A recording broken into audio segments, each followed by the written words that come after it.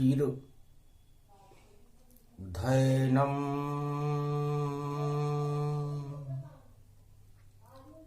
श्रवण पटेयतिवरा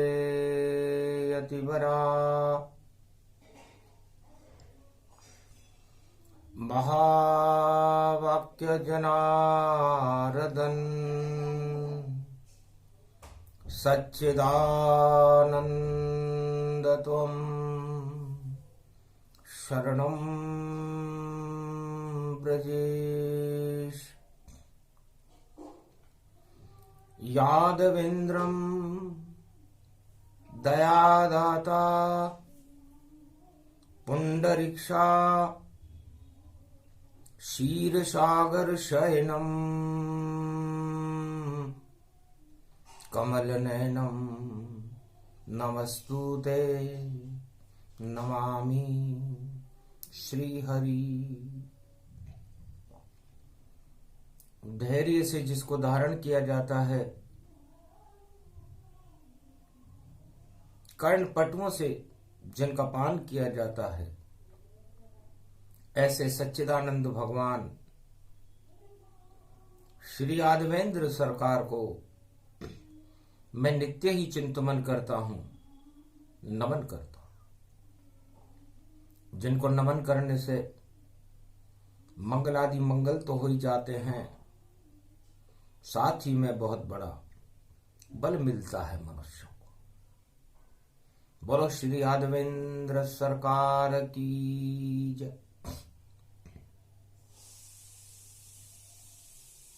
ओम सूर्याय राम भद्राय रामचंद्राय राम रामाय श्री राम रामेति रामेति रमे रामे मनोरमे सहस्रनाम तत्वतुल्य राम नाम वरानने। राम त्रिभुवनपति 14 भवन और त्रिलोक की बड़ी सरकार, त्रेता युग में अवध में लिया राम अवतार। भगवान शंकर कहते हैं कि सूर्य वंश में राजा दशरथ के यहां पर अयोध्या में मर्यादा पुरुषोत्तम राम, जो मेरे इष्ट देव हैं, उनका जन्म हुआ। मतलब मृत्युलोक में, भारत में सरयू तट पर अयोध्या में और सारे भारत में प्रकाश हो गया। राम नाम की सुगंध फैलने लगी, बसंत हो गई, चैत्र हो गया, क्योंकि सबको चेतना आ गई और सबके हृदय में 36 करोड़ भारत की जनसंख्या थी।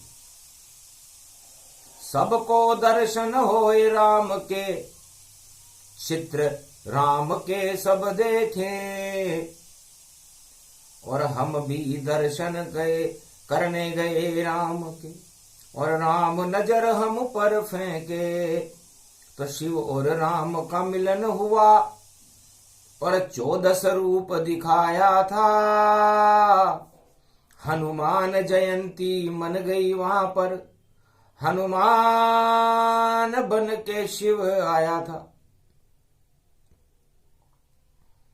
भगवान शंकर का जन्म फरवरी में या फाल्गुन मास में, यहां फरवरी कहते हैं, वहां फाल्गुन कहते हैं। भगवान शंकर का जन्म होता है त्रयोदशी की रात्रि में होता है, और चतुर्दशी को जन्म समारोह मनने लगता है, उसे महाशिवरात्रि कहते हैं। तो 14 का अंक बड़ा शुभ है। 14 भवन होते हैं उमा जी, उनमें राम का ही प्रकाश रहता है, इसलिए राम को 14 का अंक बड़ा प्रिय है, क्योंकि 14 भवन प्रकाश करे और सबकी पूर्ण अभिलाष करे, ऐसे नारायण राम बने, भारत में सर्वत्र प्रकाश करे। तो सर्वत्र भारत में अंधकार हट गए और प्रकाश हो गया। और मैं अजन्मा था, आद्य गुरु हूं उमा जी। तो मैंने सोचा मुझे भी जन्म लेना चाहिए। तो जन्मे फाल्गुन मास त्रयोदशी महाशिवरात्रि, और प्रकट हो गए भोले शक्ति सर्वात्री। सर्वत्र शिव का प्रकाश हुआ।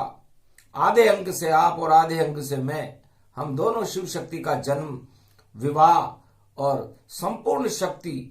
अजन्मा भी जन्म गया जब दर्शन राम के करने थे, अमृत हमको भी भरना था, इस कारण शक्ति प्रकटने थे। तो फाल्गुन मास महाशिवरात्रि और चतुर्दशी गति जान, भोले शंकर जयकार हुई और जन्मे शिव भगवान। महाशिवरात्रि की रात्रि के 12 बजे भगवान शिव का जन्म हुआ। तो 14 के अंक मुझे प्रिय है, क्योंकि 14 भवनों में मैं जित देखूं तित राम दिखे, 14 भवनों में राम दिखे, और मुझको नहीं और कोई काम दिखे, मुझको तो मेरे भगवान दिखे। आज रविवार का दिन है और 12 फरवरी है, और मकर से और कुंभ में सूर्य भगवान जा रहे हैं। लेकिन अद्भुत घटना विचित्र घटी, और 14 अंक शक्तिशाली, और जो 14 को जान जाए यहां वह होता तुलित बलशाली। इस कारण शिव और हनुमान दोनों और चतुर्दशी प्रगटाए हैं, और चतुर हैं दोनों एक ही रूप, और राम जन्म तन पाए। राम के जन्म के 5 दिन बाद हनुमान जयंती आती है। तो चतुर्दशी की रात्रि में हनुमान जी का भी जन्म हुआ। 11वां रुद्र है मेरा, चैत्र मास में हुआ, और फाल्गुन मास में मेरा जन्म हुआ, आपका भी जन्म हुआ। तो आप शिव और शक्ति दोनों एक ही रूप समान। सारा ज्ञान 14 का है और 14 विद्या निधान। ये 14 फरवरी, ये 14 का अंक, ये बड़ा महत्वपूर्ण है। और दशरथ ने राम जी को कोई वनवास दिया ही नहीं। क्षमा मांग ली राम से, और आप हो आशीर्वाद। कश्यप अदिति बन करके मैंने तप किया, करी फरियाद। मैंने तपस्या की, फरियाद की, और आपने मेरी फरियाद को सुना। मेरी एक इच्छा थी कि मैं जहां का राजा हूं या राजा बनूं ऋषि के रूप में, तो वो अयोध्या हो, और वहां का योद्धा मर्यादा पुरुषोत्तम राम हो, और वो मेरे घर में जन्म ले। का तथास्तु, तब आपने और पुत्र बने भगवान, और अवध धन्य ये हो गई जहां जन्मे राजा राम। तब मैंने सोचा भगवान ने मेरी बात मान करके मेरा भला मैंने सोचा है। 14 भवन के मालिक है भगवान, और यदि ये यहीं रहे इस अयोध्या में तो 13 भवनों का क्या होगा। इस कारण बात मानी कैकेयी की मैंने, और राम पुत्र वनवास दिया। विचरण करो भारत की धरती पर, और सूरज जैसा प्रकाश किया। तो 14 भवनों के मालिक को और अवध में कैद में कैसे करूं, पर योग बना दिया विधिना ने, इस कारण मैं वनवास करूं। तो 14 फरवरी बसंत अयोध्या को छोड़ गई, राम जी को वनगमन करना पड़ा। बसंत तो जंगल में ही रहती है, प्रकृति में ही रहती है, इसलिए प्रकृति में और 14 भवनों में गमन करने के लिए मैंने मेरे पुत्र को स्वतंत्र कर दिया कि जहां चाहो विचरो श्री रामा।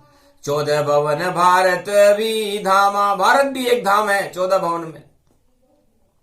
आप जहां चाहो स्वतंत्र विचरण करो, क्योंकि आप परम स्वतंत्र हो। परम स्वतंत्र न सिर पर कोई, भाव करे इच्छा मन जोई। तो 14 फरवरी भारत में भी आने वाली है और हमें इस 14 को याद रखना चाहिए। भगवान को भी कोई वनवास दे सकता है क्या? या सूरज को भी कोई चलनी में कैद कर सकता है क्या? अयोध्या को एक चलनी मानो, उसमें सूरज कैद हुआ। जितने छेद चलनी में थे उन सब से सूरज बाहर हुआ, चलनी के बाहर आ गया अपने आप प्रकाश। धरती आकाश पाताल में और रामचंद्र का आवास। तो 14 भवन, 8 कमट 12 दिक्पाल और 14 भवन, राम का प्रकाश होने लगा। हर्ष की लहर दौड़ गई। इस कारण 14 का अंक बड़ा महत्वपूर्ण है। उमा जी, मैंने भी फाल्गुन मास की चतुर्दशी, त्रयोदशी की रात्रि और चतुर्दशी में मैंने अपना जन्म लेना स्वीकार किया। और 14 को जोड़ लो तो 5 हो जाता है।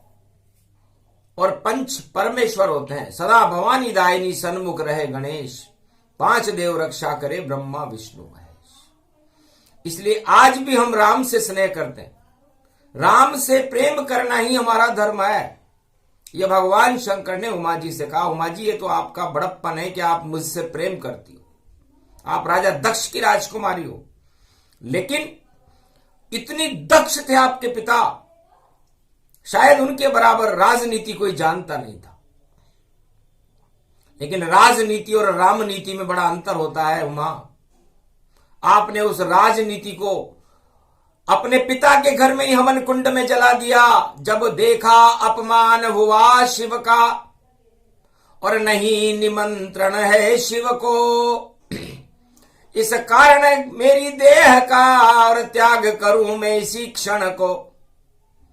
तो अपने पिता की राजनीति की अग्नि में कूद गई शक्ति और शिव चरणों को याद किया तो बढ़ गई उसकी भक्ति। कि जहां पर ये मेरे पिता दक्ष है राजनीति में और ये अपमान कर रहे उस शिव का जो केवल राम ही जपता है और कैलाश के ऊपर चारों युग में बैठा बैठा तपता है, जिसकी कोई इच्छा नहीं है। लेकिन ये राजनीतिज्ञ राजा दक्ष जो मेरा पिता है, ज्ञान नहीं इसको कि नहीं बुलाया ज्ञान। पूरे त्रिलोक के जगत गुरु हैं मेरे पति हैं शिव भगवान। सारे गुरु बुला लिए उसने, सारे ब्रह्मवेताओं को निमंत्रण दे दिया, लेकिन आद्य गुरु भगवान शंकर जिस धर्म सभा में नहीं हो वो राजनीति बेकार है। स्वाहा ओम अग्नियाम अग्नि द्वंद्लां ददा ज्वाजा दला दिया दगदलम दम स्वाहा। नष्ट हो गया, यज्ञ हो गया और देखो यज्ञ हुआ भंग और शिवजी के गण आ गए और यज्ञ किया विध्वंस। वो यज्ञ किस काम का? वहां यमराज आ जाता है यदि ज्ञ मन ज्ञान ना हो। तो आखिर वही हुआ। राजा दक्ष राजनीति का चक्रवर्ती सम्राट था, लेकिन उसके पास यमराज आ गया और ज्ञान ही नष्ट हो गया। ज्वाला स्वाहा स्वाहा कर गई और लिया हिमाचल जन। मेरा आंचल है शिव भोले हिमगिरी रूप अनंग। इसलिए वो हिमाचल में जन्मी, क्योंकि हिमालय में ही भगवान शिव रहते हैं कि मेरे तो अंग अंग में शिव जी रहेंगे। और फिर शिव और उमा का विवाह हुआ। इसलिए 14 क्या याद दिलाता है? 14 को ही हुआ था यज्ञ भंग गतिजान और 14 को ही जन्मे थे भारत में शिव भगवान। महाशिवरात्रि कहते हैं चतुर्दशी को, फाल्गुन मास की त्रयोदशी और चतुर्दशी को भगवान शिव की का जन्मोत्सव मनता है। और राम का जन्म चैत्र शुक्ल पक्ष नवमी को हुआ, पुष्य नक्षत्र में हुआ, लेकिन वनवास 14 वर्ष का उन्हें 14 को ही हुआ था। तो अनंत चतुर्दशी, हरि के तो अनंत रूप है, तो हरि चरित्र हरि रूप अनंता, और 14 वर्ष बन गए भगवंता, वन में चले गए भगवान। तो ये 14 फरवरी बड़ी महत्वपूर्ण है। हमें 14 फरवरी जब भी आए या फाल्गुन की मास की चतुर्दशी जब भी आए, क्योंकि फरवरी तो बदलती रहती है, लेकिन फाल्गुन मास महाशिवरात्रि को कहते हैं। तो महाशिवरात्रि को एक नाम श्री राम जपे या शिव का जपले को, तो 100 अश्वमेध यज्ञ का भारत में फल होए। 108 अश्वमेध यज्ञ का फल मिलता है यदि चतुर्दशी फाल्गुन मास की हो, शिवरात्रि हो, और भगवान शिव का या राम का नाम जपे। 18 तारीख को ये महाशिवरात्रि भारत में प्रवेश कर रही है, त्रयोदशी और चतुर्दशी। बड़ा ही शुभ संयोग है, और आज है 12 तारीख, और 12 फरवरी सूर्य मकर में, और अब आगे जाएं जगदीश, तो मकर को छोड़ रहे हैं सूर्य भगवान और कुंभ में जा रहे हैं, लाभ में जा रहे हैं, और लाभ में ही शिवरात्रि आ रही है। तो 4 वेद 6 शास्त्र 18 पुराण के योग में जब महाशिवरात्रि पड़ती हो और सूर्य लाभ भाव में जाता हो, तो भगवान राम की तुला राशि है। पंचम में गए जय श्री रामा, और जिसकी तुला राशि गति जाना। तो भारत में या संसार में जिसकी भी तुला राशि है, मर्यादा पुरुषोत्तम राम उसके 5वें घर में गए। शिक्षा, ज्ञान, और शिव जी उन्हें वहां से देखेंगे 11 से। तो लाभ ही लाभ सबका होवे, और धर्म करे सुख पावेगा। ऐसा योग भारत में पड़ा, अधर्म करे तो पाताल में जावेगा। इसलिए अधर्म सामने खड़ा है, वह रावण सरकार, और जंगल में गए राम जी अब करेंगे बंटाढ़ा। लगता है रावण सरकार का पतन होने वाला है वहां, क्योंकि चतुर्दशी को आपने राजा दक्ष अपने पिता का यज्ञ ही भंग कर दिया। तो राजभंग योग है, और राजभंग में राज सब राज ही अब खुलने वाला। बड़े बड़े अब राज खुलेंगे, और सूरज भी तुलने वाला। सूरज को भी लोग तोलेंगे कि ये जंगल में अकेला सूर्य कहां तक जाएगा, क्या खाएगा, क्या पाएगा, और क्या राम राज्य भारत में आएगा। तो धर्म को जोड़ने चले राम जी, 14 भवन में करे प्रवेश। 14 वर्ष वनवास हो गया, फिर भी राम जी रहे नरेश। अयोध्या के नरेश आज भी राम जी हैं, चाहे राज तिलक भरत जी को करवा दिया कैकेयी ने, कोई नहीं मानता उसको। और भरत जी खुद नंदीग्राम में 14 फरवरी बड़ी महत्वपूर्ण होती है, चाहे वो किसी भी युग में हो। नरसिंह जयंती भी चतुर्दशी को ही आती है। वहां तक तो राम का जन्म ही नहीं था, लेकिन राम का नाम जन्म हो चुका था। जब प्रहलाद ने पढ़ लिया राम नाम, हिरण्याकश का छत्र हुआ वहां भंग, और फैल गए हिरण्याकश के शासन में अपने आप ही राम के रंग। नहीं कोई हुई वहां कोई जंग, और वहां फैल गए राम के रंग। और नरसिंह चतुर्दशी जानो, और भैया शक्ति और बड़ी उमंग। और फिर अनंत चतुर्दशी जब आई, 52 द्वादशी अवतार हुआ। और राजा बलि इंद्रलोक में जा नहीं पाया, और सारा तप बेकार हुआ, पाताल लोक का बना राजा जब राम नाम साकार हुआ। और अनंत चतुर्दशी वहां पड़ी जब वहां 52 अवतार हुआ। तो सतयुग में ही चतुर्दशी ने 52 अंगुल के अवतार बनकर के अनंत भगवान ने, नारायण ने बलि को, जो इंद्रलोक का राज करना चाहता था, पाताल में पहुंचा दिया। वही होने वाला है। नर चाहे तो निर्फला, हरि चेते तत्काल। और बलि चावे इंद्रलोक आकाश को, और नारायण भेजे पाताल। तो इस समय संसार के जितने राजा इंद्रलोक की इच्छा कर रहे हैं, वो पाताल में जाने की तैयारी कर रहे हैं। ये हमने 14 में देख लिया। सन्नाटा मच गया उस धर्म सभा में, शिव शक्ति कैलाश पे क्या बोल रही। क्या इतना अधर्म हो गया जगत में कि वाणी क्या क्या खोल रही। सारा ब्रह्मवेता, सारे समाज में सन्नाटा मच गया। भगवान शिव की वाणी निकली। महाराज जी क्या कह रहे हो, इतनी महत्वपूर्ण चतुर्दशी। हां, सतयुग में मनती चतुर्दशी, और उसके बाद दिवाली है। और सारे दिवाले निकल जाते जब आती लक्ष्मी महाकाली है। तो रूप 14 उसको कहे, कार्तिक मास में आए। ये विष्णु का महीना जो कार्तिक कहलाए। तो वहां भी पहले चतुर्दशी आती है, रूप 14 जिसे कहते हैं, और उसके बाद मां लक्ष्मी का प्रागट्य होता है और सारे दिवाले निकल करके दिवाली बन जाती है। सारे भारत में प्रकाश हो जाता है, अंधकार ही हट जाता है। अमावस्या अंधकार में रहती है उमा जी, लेकिन दीपक का प्रकाश हो जाता है, क्योंकि मां लक्ष्मी का अवतरण होता है। तो मां लक्ष्मी का अवतरण सत्य और धर्म से होता है। अधर्म से मां लक्ष्मी पाताल में चली जाती है और श्राप दे जाती है।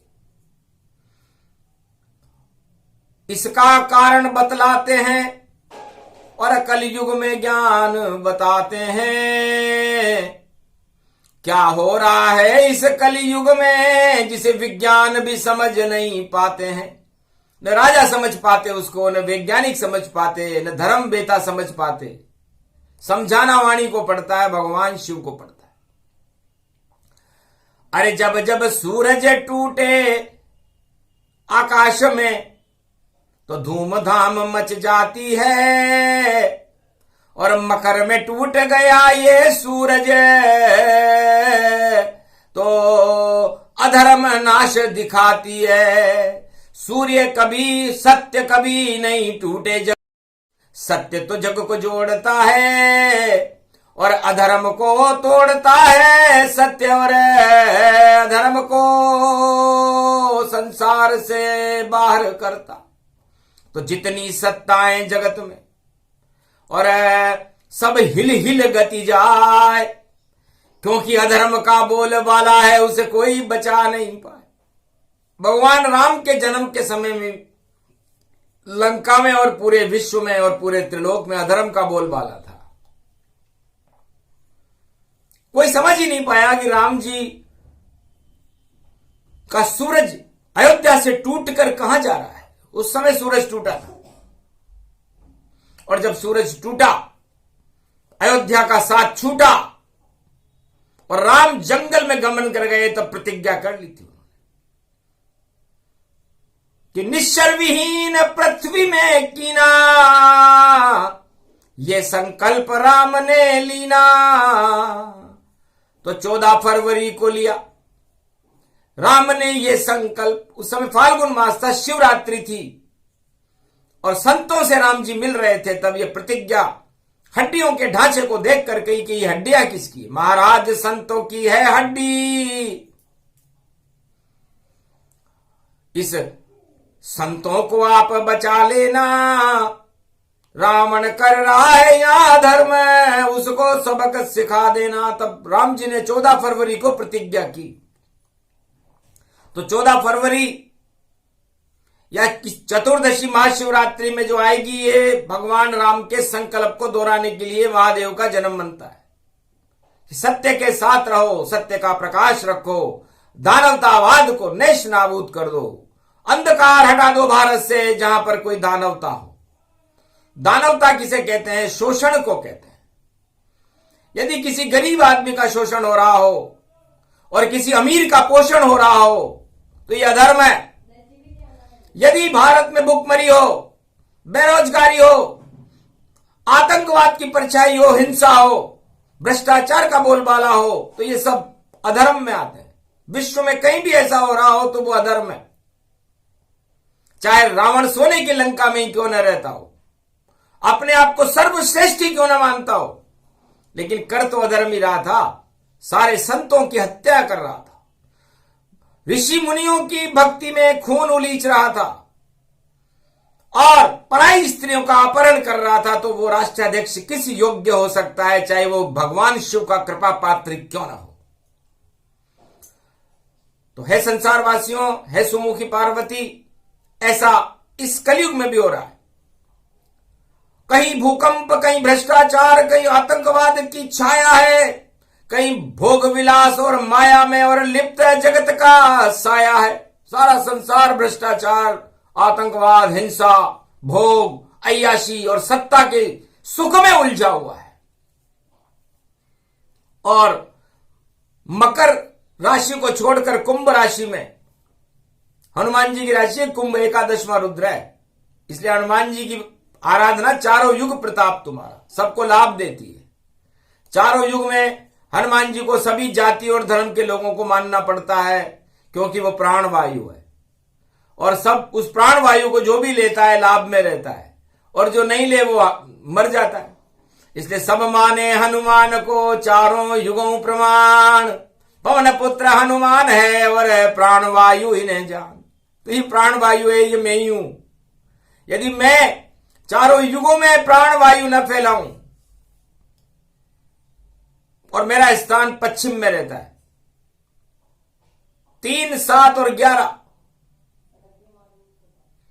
ये 3 मन बुद्ध, 7 मन शक्ति और 11 मन में स्वयं एकादशवां रुद्र। तो मेरे साथ गणेश और मेरे साथ उमा जी आप, तो 3, 7, 11 और कर देते हैं पोबार और सब लाभ ही लाभ यहां लेते। इस कारण शिव शिव भोला है। तो मैं इतना भोला हूं। मेरे यहां जाति धर्म कहां है?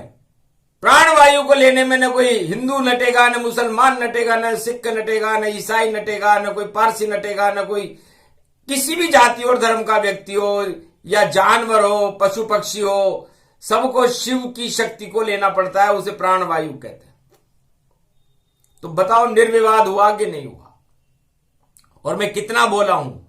जाति धर्म नहीं देखता, नहीं देखूं रंग और रूप, मैं तो आद्य शक्ति भोले भंडारी और यही है मेरा रूप। एकादशवां रुद्र हनुमान भी पवन है और मैं भी पवन की तरह चलायमान रहता हूं।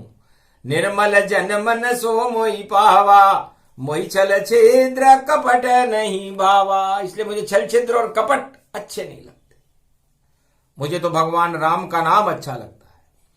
ये पूरी कथा इसलिए सुना रहा हूं कि हे राजाओं, हे प्रजाओं, हे उद्योगपतियों, हे किसानों, हे जवानों, हे धनवानों, जरा सूरज को देखो। कलयुग में सूरज मकर राशि में टूट चुका है, टुकड़ा उसका, और ये तो अधर्म को तोड़ेगा। जो भी अधर्म से नाता राखे, सत्ता वह अब छोड़ेगा।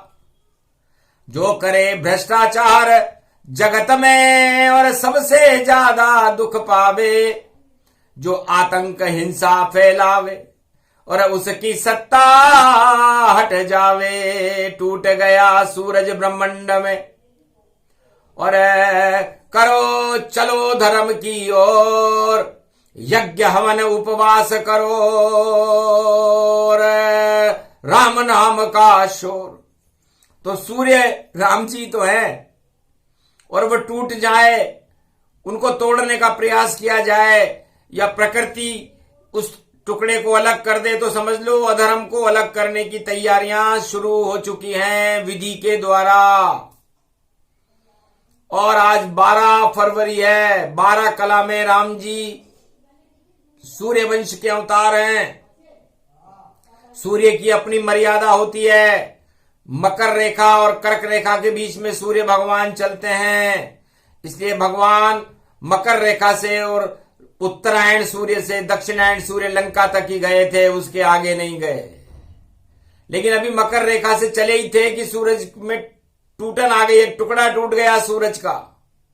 विज्ञान नहीं बतला पावे और ज्ञान नहीं बतला पावे, क्यों टूटा है सूरज का टुकड़ा, इसको शिव जी बतलावे।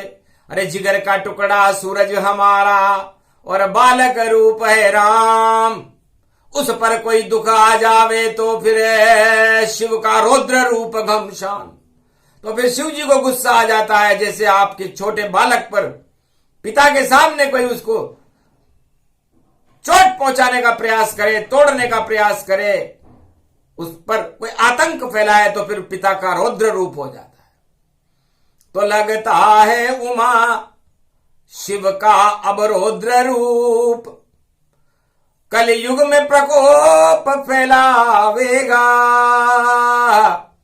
सूरज तो मेरे इष्ट देव वह कभी टूट नहीं पावेगा, पर कैसे टूटा किसने तोड़ा ये अनुसंधान शिव कर पावेगा। विज्ञान तो खाली बोल रहा पर आगे वह नहीं जा पावेगा, पर आगे नहीं जा सकता, क्योंकि मकर में सूर्य टूटा है। मकर मगरमच्छ को कहते हैं और शनिदेव कुंभ में प्रवेश कर गए हैं और सूर्य देव भी कुंभ में प्रवेश कर रहे हैं और मकर में टूट कर गिरा है सूरज। अब अधर्म पे आग लगावेगा, वो चिनगारी जहां जावेगी वो राज भस्म हो जावेगा।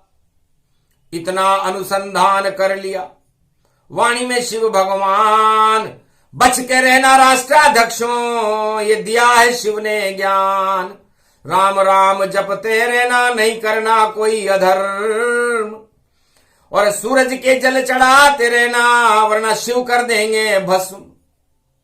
क्योंकि शिव जी को अब गुस्सा आना चालू हो गया है। जब क्रोधित तांडव शिव शिव रूपा घड़ा घड़ धड़ा धड़ धड़ा धन खटा खटखटांते तड़तड़ांते चढ़चढ़ांते त्वरा त्वरा दानामा सा तारा दिया गदा दाम नम नम सम सम सम श्री श्री गिगिया सदाम दम दम दम। भगवान शंकर कहते हैं कि प्राकृत पाली में हमने मर्यादा पुरुषोत्तम राम की आराधना की। यह मंगल ग्रह की भाषा है, प्राकृत पाली भाषा, इसको समझना देवताओं का विषय है। वैज्ञानिक और अंतरिक्ष के शब्दों को अन्य कोई समझ नहीं सकता। इसलिए भगवान शंकर की भावना है। 12 फरवरी है, छठी तिथि है। अब 6 का मतलब क्या होता है? 6 का दुगुना 12 होता है, और 6 आप 12 को 6 करना चाहो, उसे आधा करना चाहो, तो फिर छठी रात के अंक बदल देते हैं शिव भगवान, और फिर खेल शुरू होता है धर्म का, और अधर्म हो शमशान। तो अधर्म शमशान की तरफ जा रहा है और धर्म भगवान की तरफ जा रहा है, और भगवान जंगल की तरफ जा रहे हैं, और राम राज्य की अनुभूतियां भारत में होने वाली है। क्योंकि टूटा है कोई टुकड़ा तो आखिर भारत में ही आवेगा। सूरज ने छोड़ दी शक्ति अपनी, वो कल के अवतार बन जावेगा। इस कारण टूटा सूरज और अपने दिल को तोड़ा है, और भारत में पैदा होगा लाल, उस शक्ति से उसको जोड़ा है। तो विज्ञान समझ नहीं पावे कोई, भगवान ही ये बतलावेगा। और 12 फरवरी पड़ी है भारत में, कल की अवतार अब आवेगा। इसलिए आज्ञा हो गई उसको, सूरज देव ने आज्ञा की कि जाओ। जैसे द्वापर में जब सूरज टूटा तो कर्ण पैदा हुआ था, भगवान कृष्ण का अनन्य भक्त था। और जब राम राम करते हुए प्रहलाद ने त्राटक किया तब सूरज नारायण का टूटा था और नरसिंह अवतार ने हिरण्यकश्यप को समाप्त कर दिया था। और जब राम का जयकारा दशरथ, कौशल्या, सुमित्रा, कैकेयी और गुरु वशिष्ठ ने किया तो सूरज टूटा था और राम अवतार, अयोध्या में राम सरकार का प्रकाश हो गया था। और कलयुग में 2023 में जब पुरुषोत्तम का महीना पड़ रहा है, मकर में ही सूर्य टूट गया, तो सोचो, अधर्म से रूठ गए बोले, अधर्म से रूठ गए हैं राम, और अधर्म का अब 2023 में होकर रहेगा काम तमाम। और राज पक्ष पे पड़े चिनगारी, चिनगारी आग लगा देगी, और ऐसी हवा चलाएंगे पवन पुत्र, और बवंडर यहां फैला देगी। तो होए बवंडर बड़ो बड़ो, और ये सूरज टुकड़ो खड़ो खड़ो, और चंद्रवंश में शिव बोले, और देखो धर्म पे अड़ो अड़ो, और चढ़ो चढ़ो और पाप चढ़ो, और पाप पे श्री अब राम चढ़ो, और दिन भी हो गए बड़ो बड़ो, तो राम नाम सबसे है बड़ो। तो दिन बड़ा होना राम नाम की तरफ जाने का संकेत है, और रात बड़ी तो निशाचरवाद की जय जयकार होती है। इससे जब सूरज टूटा तो उस समय बड़ा दिन था। तो भारत एक विशाल देश बनेगा, और वो सूरज उस अधर्म में आग लगा देगा। ये पूरा अनुसंधान वाणी ने सुनाया, और 14 का इसमें ये अंक ये आया। तो 14 फरवरी जब आ जाए तो हमें भगवान शिव को याद करना चाहिए, क्योंकि फरवरी फाल्गुन मास में महाशिवरात्रि 14 ही है, और भगवान शिव के इष्ट देव राम है। तो 14 फरवरी को हमें भगवान शिव और राम को याद करना चाहिए। फरवरी को भूल जाओ, हमें याद रखना चाहिए महाशिवरात्रि और नवरात्रि। नवरात्रि के अंदर नवमी की रात्रि जिसमें भगवान राम का जन्म होता है। तो नवरात्रि सूर्य का प्रकाश देने के लिए भारत में 2 बार आती है। एक बार चैत्र के महीने में आती है और एक बार शरद ऋतु अश्वनी के महीने में आती है।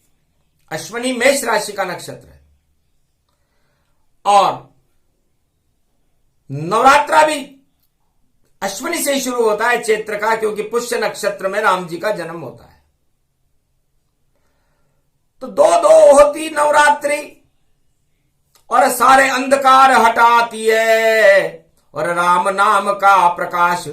और देखो 10 दिशाओं और 4 भवन, 14 भवनों में राम का प्रकाश हो जाता है। इसलिए नवरात्रा का बड़ा महत्व है, 14 का बड़ा महत्व है। तो प्रेम करो सब राम सिया से, और हनुमान भोले भंडारी। और प्रेम करो रे भारत वालों, अब कर लो इसकी तैयारी। जो भी करेगा राम प्रेम और शिव से प्रेम कर पावेगा, तो नई सदी में अंधकार भी प्रकाश हो जावेगा। टुकड़ा टूट गया रे सूरज का, जो भारत में जन्मावेगा, उसका नाम कल्कि भगवान है। अब वह टुकड़ा ही प्रकाश फैलावेगा। इसलिए मकर सुषमना का टुकड़ा, और हमने अपने आप तोड़ा, और भारत से उसे जोड़ दिया है, और अंधकार से मुंह मोड़ा। इसलिए भारत में वो कल्कि भगवान का प्रकाश होने वाला है 21वीं शताब्दी। ये संकेत है सूर्य कल्प के सूक्ष्म प्रसंग वाणी में शिव जी सुनाते हैं। ये 4 वेद में नहीं मिलते, इसको तो कैलाश पे शिव ही गाते हैं।